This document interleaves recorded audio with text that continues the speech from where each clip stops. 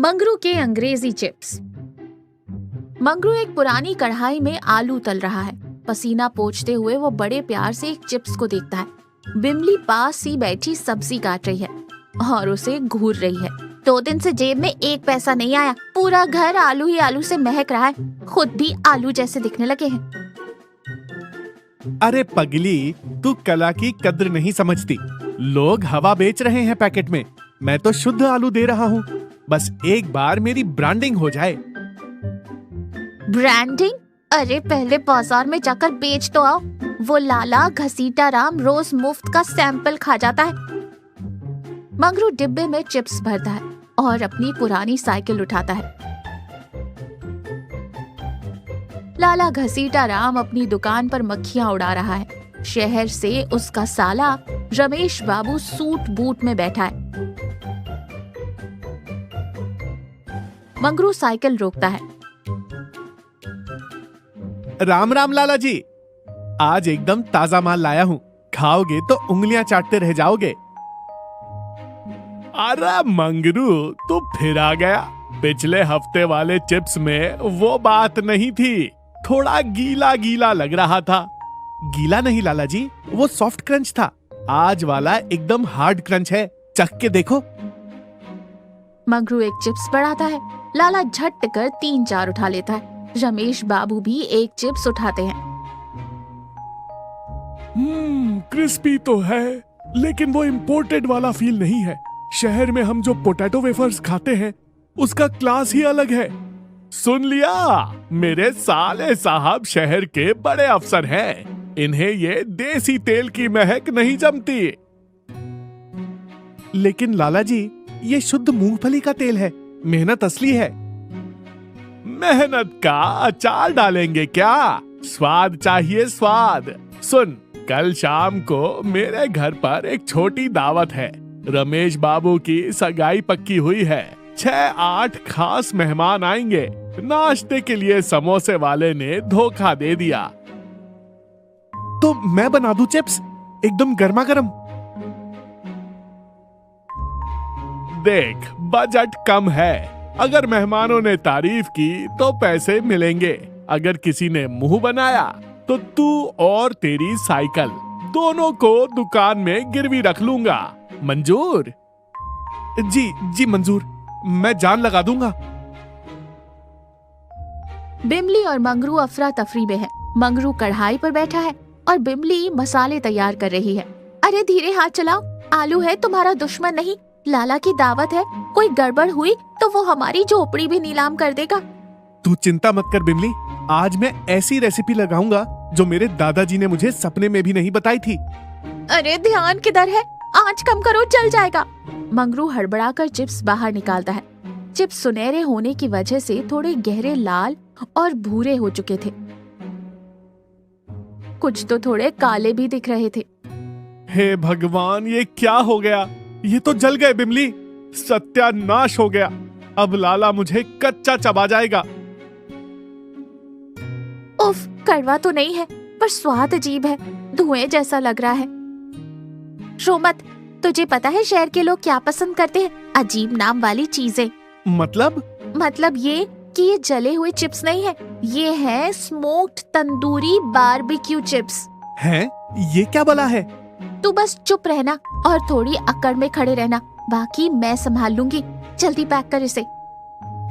आंगन सजा है। 6-8 लोग बैठे हैं। रमेश बाबू और उनके शहर के कुछ दोस्त कुर्सियों पर बैठे हैं। बाकी गांव वाले दरी पर हैं। लाला बेचैन होकर टहल रहा है। तभी मंगरू और बिमली प्रवेश करते हैं और उनके हाथ में बड़ी थालियां हैं जिनमें वो गहरे रंग के चिप्स हैं। अरे ये क्या है? चिप्स तो पीले होते हैं, ये काले क्यों हैं? मंगरू के पसीने छूटने लगे। लाला की आंखें गुस्से से लाल हो गई हैं। मंगरू, ये क्या जला हुआ कचरा उठा लाया? मेरी नाक कटवा दी। ठहरिए लाला जी, कचरा मत कहिए। आपको पता भी है ये क्या है? इसे बनाने में मंगरू जी को 3 घंटे धीमी आंच पर तपस्या करनी पड़ी है। तो ये जला हुआ नहीं है? अरे साहब, आप शहर के होकर भी ये नहीं पहचानते? ये village special smoked charcoal chips है। अमेरिका के लोग तो इसे $1 देकर खाते हैं। हमने सोचा रमेश बाबू आ रहे हैं तो सादा पीला चिप्स क्यों खिलाएं, कुछ हाई क्लास खिलाते हैं। रमेश बाबू एक चिप्स उठाते हैं। सब उन्हें देख रहे हैं। मंगरू की सांस रुकी हुई है। रमेश बाबू उसे मुंह में डालते हैं, चबाते हैं। एकदम सन्नाटा छा जाता है। वाह, अद्भुत! क्या स्मोकी फ्लेवर है, एकदम तंदूर जैसा स्वाद आ रहा है।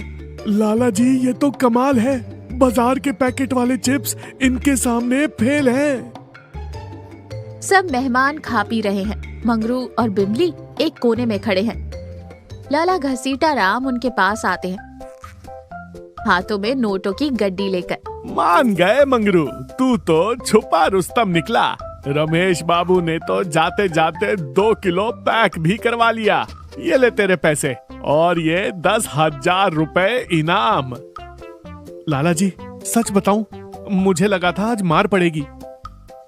अरे पगले, स्वाद जुबान में नहीं भरोसे में होता है। तूने और तेरी घरवाली ने जिस अंदाज में परोसा ना, उसी ने स्वाद बढ़ा दिया। लेकिन हाँ, अगली बार थोड़ा कम स्मोक करना। 1-2 तो सच में कड़वे थे। लाला हंसते हुए चले जाते हैं। Boat taxi river story. Markapur गांव में रंगा नाम का एक चोर रहता था। वो बहुत ही चतुराई से चोरी करता था। उसकी चतुराई कई प्रकार की रहती है। एक बार वो गांव में घूमते हुए बहुत दिनों से ताला लगा हुआ घर को देखकर उसको याद करके रखता था, क्योंकि उस घर में रहने वाले कहीं तो भी गए रहते हैं, इसलिए ऐसे रात में उस घर में घुसकर चोरी करता था।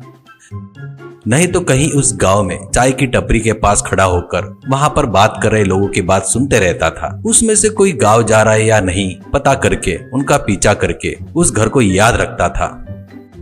ऐसे वो गांव जाता था तो वहां पर अपनी चोरी करता था। नहीं तो किसी के घर के लाइन पर फोन करके किसी ऑफिस से बात कर रहा हूँ कहकर उस घर के मालिक से बात करके उसको अपने बातों में उलझा कर वो गांव कब जा रहा है करके पता करता था। बाद में उस घर में जाकर चोरी करता था।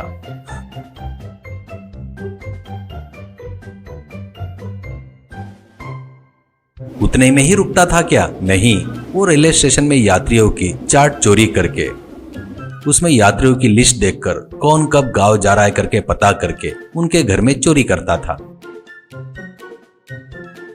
उसके ऊपर लोग कितना भी कंप्लेंट करते तो पुलिस वाले वो कौन है पता नहीं रहने से सिर पीट लेते थे। वो कैसा दिखता है पता करके सोचकर पुलिस वाले हर स्टेशन में उसका फोटो चिपका देते हैं। हर पुलिस वाले को कैसा रहता है पता है, लेकिन कहाँ रहता है पता नहीं था।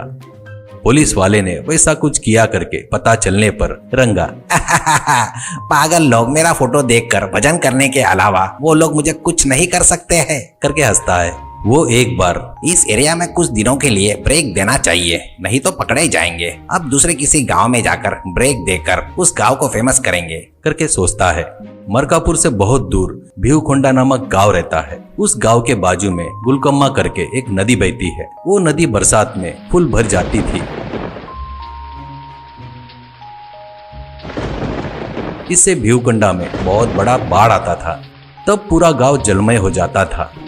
तब गांव के लोग छत पर चढ़कर मदद के लिए सरकार के मदद पथक को फोन करते थे। तब मदद पथक बोट लेकर आकर उनको सुरक्षित जगह पर ले जाकर उनकी मदद करते थे। कुछ लोग अपने प्राइवेट बोट को बोट टैक्सी जैसा उस समय चलाकर लोगों को सुरक्षित जगह पर ले जाकर पैसे कमाते थे। ऐसे ही रहते वक्त एक दिन रंगा भीवकोंडा में बस से उतरता है। गांव में घूमते हुए छानबीन करता है तो उसको एक घर पर ताला लगा हुआ दिखता है। वो अरे वाह, घर तो बड़ा दिख रहा है। ये लोग गांव गए या बाजार गए पता करना पड़ेगा, तब जाकर मुझे अपना काम शुरू करना पड़ेगा करके सोचता है।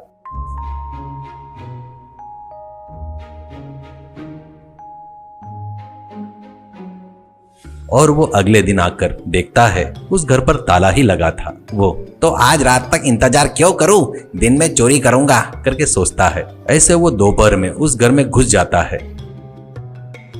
और अंदर अलमारी खोलने के लिए वो अपने पास के हर तरह की चाबियों से खोलने की कोशिश करते वक्त बाहर जोरों का तूफान और बारिश शुरू हो जाता है। कुछ देर बाद बहुत भयंकर बारिश शुरू हो जाती है। उस हवा तूफान से पेड़ खंभे गिर रहे थे। अंदर रंगा अलमारी खोलकर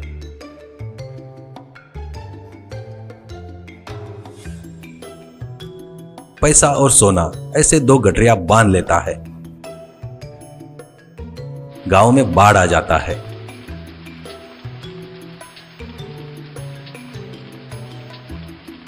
रंगा जिस घर में था उस घर में भी बाढ़ का पानी आ जाता है। वो घुटने तक पानी को देखकर, हे भगवान, ये क्या बाढ़ आ गया। चोरी वोरी छोड़ के पहले मुझे अपनी जान बचाना है करके वो गठरी को लेकर घर के ऊपर चढ़ता है। वो देखता है तो पूरे गांव में बाढ़ का पानी आया हुआ था। लोग घरों के ऊपर चढ़कर मदद की राह देख रहे थे। रंगा को आजू बाजू के घर वाले बड़े अजीब तरीके से देख रहे थे। उनको देखकर रंगा घबरा जाता है तो पड़ोसी, कौन है बेटा तू, तुमको पहले कभी नहीं देखा, कहता है तो रंगा को क्या बात करना करके समझ में नहीं आता और वो चुपचाप देखते रहता है। तो दूसरे साइड का पड़ोसी, कौन है रे, अपने मिश्रा का रिश्तेदार होगा इसलिए घर पर चढ़ गया है, ऐसे कहता है तो रंगा, हाँ वो हाँ जी, आपने बिल्कुल सही कहा। मैं मिश्रा जी का भांजा हूँ जी, ये मेरा गाँव नहीं है जी, मैं किसी काम से यहाँ पर आया था जी, ऐसा कहता है। पहला पड़ोसी, मिश्रा लोग गांव में नहीं है ना, घर पर ताला लगा है ना, तो फिर तुम अंदर कैसे पहुंचे, ऐसा कहता है तो रंगा, हाँ वो ये करके हकलाते रहता है। तो दूसरा पड़ोसी, अरे यार शर्मा जी, आप तो हर किसी पर शक करते हैं। उस लड़के से तुमको क्या करने का है, तुम्हारा मोबाइल चार्ज हो गया लगता है, पहले सरकारी मदद पथक को फोन कीजिए, नहीं तो उन प्राइवेट बोट वालों को तो भी फोन कीजिए, ऐसा कहता है। तो वो, अरे यार, मैं गड़बड़ी में अपना फोन नीचे भूल गया, अब क्या करूं। अरे सुनो बेटा, तुम्हारे फोन से सरकारी मदद पथक को फोन करता क्या, नंबर बताता हूँ, ऐसा कहता है। रंगा, मदद पथक क्या, कौन है सर वो लोग, ऐसा कहता है बड़े आशा से। वो, कौन क्या, अपने पुलिस वाले बेटा, वो लोग अपने जान पर खेलकर अपनी रक्षा करते हैं, नंबर बताता, फोन कर बेटा, ऐसा कहता है। पुलिस बोलो तो ही वो डर कर, अरे बाप रे, वो लोग आ गए तो मेरा काम तमाम हो गया समझो, करके सोचते वक्त इधर साइड का घर वाला, अरे क्या सोच रहा है, ज्यादा देर तक यहाँ रुके तो खतरा है, जल्दी से फोन कर, कहता है तो रंगा, ये वो मेरा फोन पानी में गिर गया है, ऐसा कहता है। तो वो, क्यों रे, हाथ में फोन पकड़कर पानी में गिर गया कह रहा है, ओहो तेरे लिए बाढ़ नया होगा इसलिए घबरा रहा है शायद, रुक जा मैं आ रहा हूँ, करके उसके छत पर से रंगा के पास आकर उसका फोन लेकर मदद पथक को फोन करके तुरंत आओ करके फोन करता है। कुछ देर बाद पुलिस वाले बोट में वहां पर आते हैं। सब लोग बोट में चढ़ जाते हैं। बोट जा रही थी तो एसआई रंगा को देखकर पहचान जाता है। एसआई, हेलो रंगा, तू हमारे गांव आया क्या, तेरा स्वागत है, ऐसा कहता है। तो फोन करने वाला, सर आप इसे जानते हैं क्या, ऐसा कहता है। तो एसआई, मुझे ही नहीं हमारे पूरे डिपार्टमेंट में ये साहब कौन है पता है, आप लोग को सुरक्षित जगह पर उतारने के बाद सर को हमारे सुरक्षित जगह पर ले जाते हैं, ऐसा कहता है। वो सुनकर रंगा रोने लगता है। ऐसे रंगा जेल जाता है।